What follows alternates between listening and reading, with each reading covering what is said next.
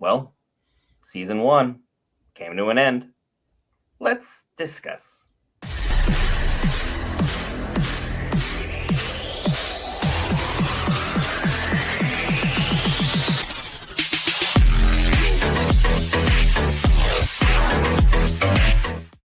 Hey, Geek Variants, Brent here, back with the man, the myth, the Marvel, Will Parker, here to talk Last of Us, Episode 9, Light in the Darkness. And man, I got some things I gotta get off my chest. But let's start with you. Your thoughts on the episode. They, I'm not just gonna say the episode in general because the itself stayed true to a T towards the latter half of the game. They did a fantastic job keeping up with everything. But again, this series as a whole, they really hit the nail on the head. So before I start, talking about stuff, what you got? As someone who has not played the games, I'm gonna just straight up out myself there and be like, I've tiptoed in it, and now I need to play it based upon those comments alone and how well this series played out. This could easily be one of the best video game to live action TV shows we have seen. Period. It's this versus Witcher in my mind. I'm sure you guys have thoughts. You can leave in the comments below pertaining to that. But Joel, how far into the darkness is he willing to go in order to preserve Ellie's light? He took the choice from her. He killed basically her mother figure, and she knows. There's no way she doesn't. She ain't no dummy. You can't be a dummy and survive in this world. So how dark is Joel really ready to get? That's my question. I mean, this is where the connection with him and Ellie is solidified on his end. We kind of got that in the last episode when he called her baby girl, and that was just like a real big moment for him because he realized how much he really, really cares about her. Like he was already caring about her as the time went on, but it's like really locked in for him now. And the fact that he's willing to go through this because he sees her as his daughter, and this is where he's going. There is no end to where a father will go for his kid.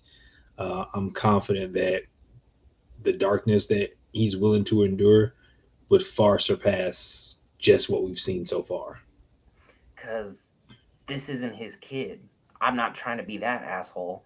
I know he doesn't get to necessarily choose because of the world that happened, but he's forcing her to be his daughter. And like, it's one thing when it's just like a connection, you just vibe with someone. You're like, yeah, this is someone who's been like my family my whole life. That's a choice.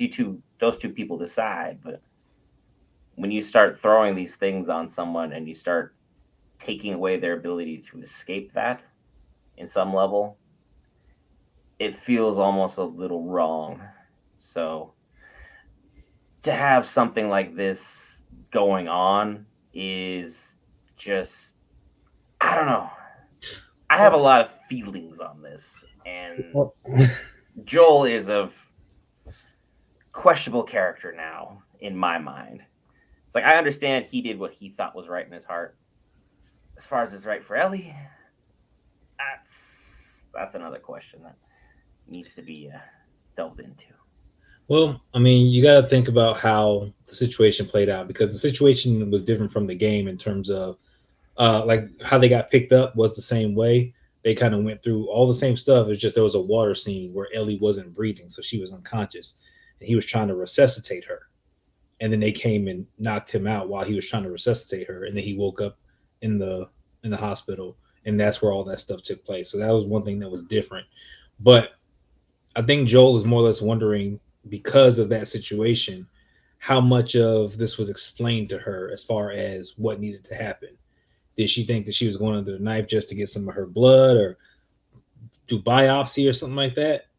Not because they're about to kill her and take whatever out. She's gonna die when they do whatever it is. That's what's being alluded to with the whole brain thing. So how much of that was she actually aware of?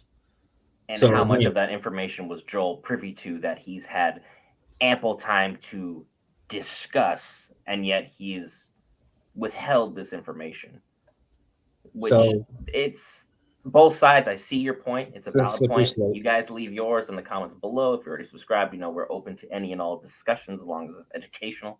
And I have my opinion of Joel. I still like Pedro Pascal's interpretation of the character. A lot of people say it's really true. I like the fact that Last of Us brought in their original voice actors to play characters in this show. I think that was a brilliant touch. That was glorious. Merle Dandridge, Troy Baker, Ashley Johnson. Like, yeah, it was fantastic to see them like in here. It is such a respectful thing to do. Is like you made this possible through your voice acting, through the games that were created, and brought these characters to life. And now these characters are being brought to life because either the Troy Baker didn't look like Joel, or any other characters didn't represent what you would have wanted to have necessarily on screen, but still giving them their shine is it's a great touch. I think they really hit it out of the park with this series, and I can see why so many people love the games. I don't really do zombie horror survival stuff. If you know me on the channel, not really my style.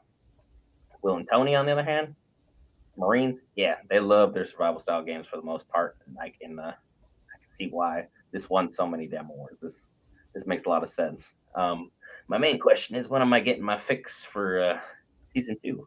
Like when we greenlighting that puppy? I mean, I'm pretty sure that they're going to green, like that probably shortly after.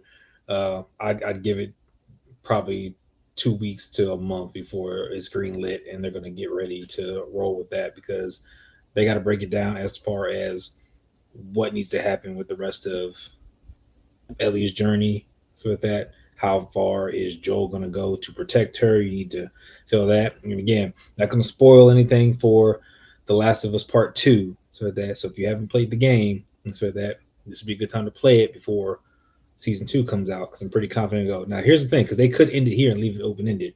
I doubt they will, but it was a satisfying enough ending to know that you took it from start to finish. You explained the game all the way through, and you left it with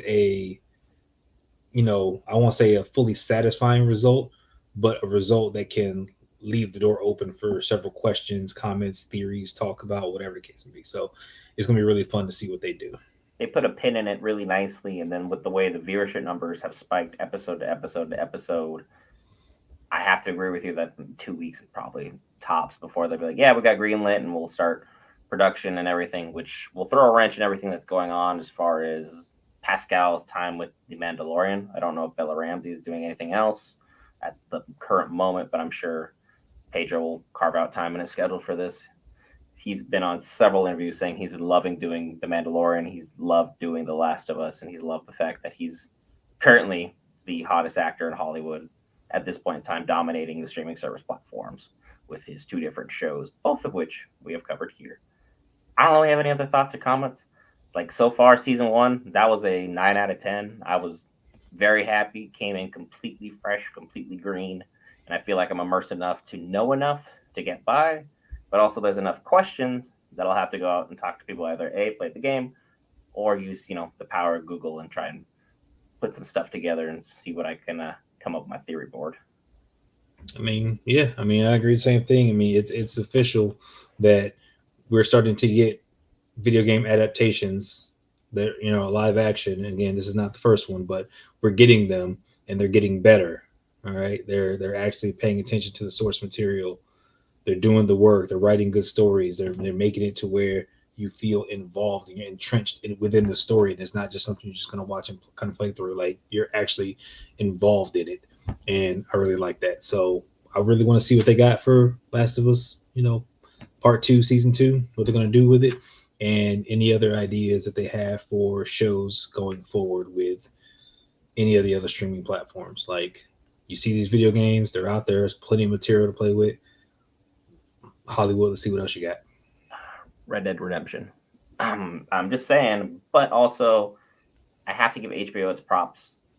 They've been on the ball the last year with like 90% of their content from between their DC stuff. Their anime spread is really nice, and then the fact they put a lot of their original movies up there. HBO is my number one streaming service right now, and with shows like this, it's hard not to see why. I don't have anything else for today. We'll see you guys if you're subscribed, which, by the way, is free, and you're 10 minutes in, so why not? We'll see you in the next episode. I saw you hide in the chat.